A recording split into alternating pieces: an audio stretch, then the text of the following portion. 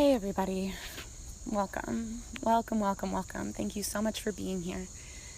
Thank you for coming tonight. We're a small group, but we're here to do something really special tonight. We're here to remember, and we're here to grieve.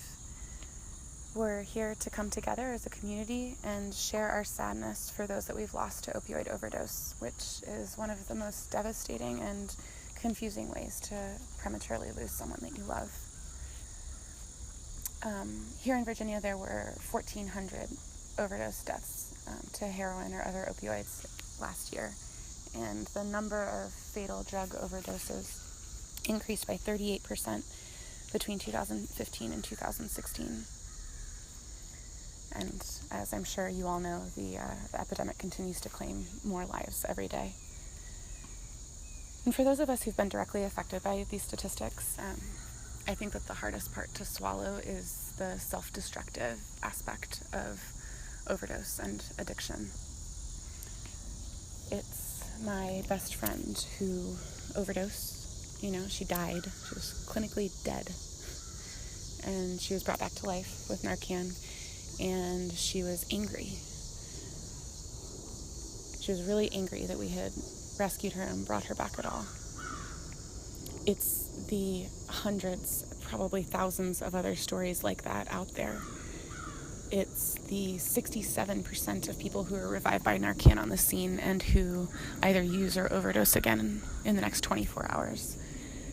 It's rolling the dice and on that bag of dope and taking the chance on a speck of carfentanil that could kill you after a single line or a single shot. How does it get to be so bad? What pushes us to that place of addiction that's so dangerous and so potentially fatal? If you haven't experienced it yourself or love someone who has, it might be hard to understand. But I want to take a minute here before we get started to show you how it's not, really. Mental health isn't as black and white as it's often made out to be. It actually exists on a spectrum, ranging from calm emotional stability to mild anxieties and compulsions to less mild anxieties and compulsions, and maybe even socially acceptable addictions like caffeine or workaholism or drinking a few too many beers on the weekends, all the way to the other end of the spectrum, where you have self-destructive and potentially life-threatening behaviors like serious alcoholism or really extreme workaholism or IV drug use and fentanyl risk. I think that our efforts in fighting addiction are much better served focusing on minimizing that extreme end of the spectrum and focusing on saving lives rather than judging each other for how far along on that spectrum we are or how socially acceptable our particular addiction is.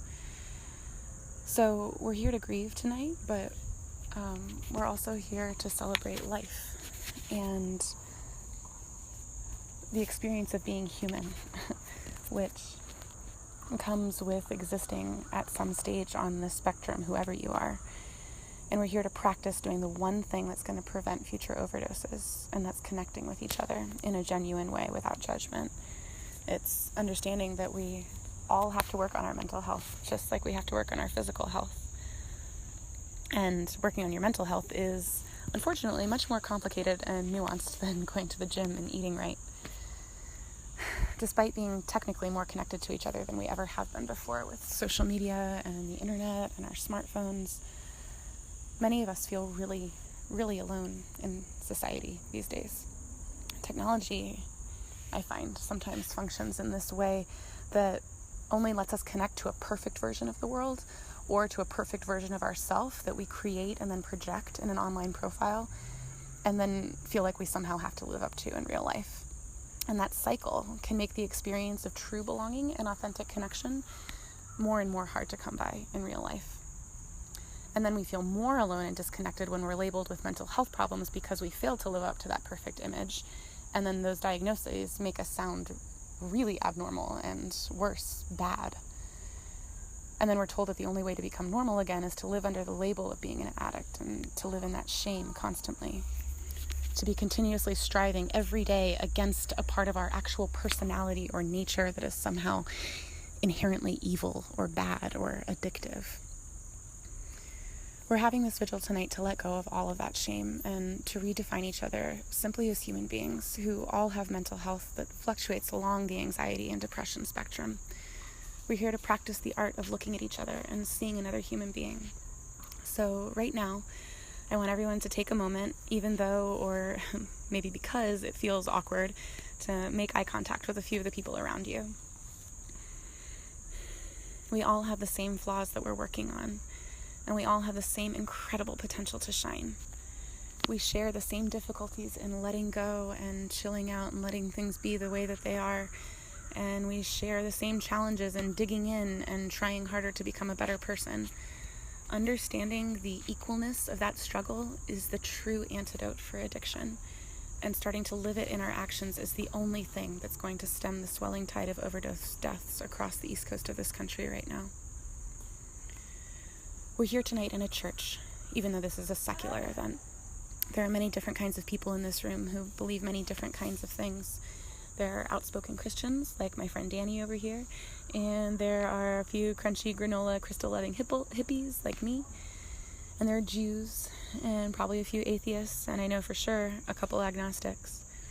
There are Republicans and Democrats, and people who don't give a shit about politics. There are old people and young people. There may be people here who are currently using a chemical in a self-destructive way, and some people who are currently 100% sober from any and all mind-altering chemicals, and probably more than a few of us that are somewhere in between. There are some people here tonight who had really great days. You know, y'all had a badass Thursday. Nailed it. And there are probably some people here who had a really hard Thursday. And it might have been all that you could do just to get up and out of bed and out of the house to come here tonight. If that's you, thank you for being here. The point that I'm trying to make is that we're all people. And the more that we try to label and judge each other, the more we directly perpetuate the anxieties that lead to addiction and death. It's a very natural human thing to do, though, right? To judge each other. Whether that judgment is directed towards ourselves or towards others. It's something that we're taught to do subconsciously the minute we begin learning how to speak as children. So it takes practice to stop doing it.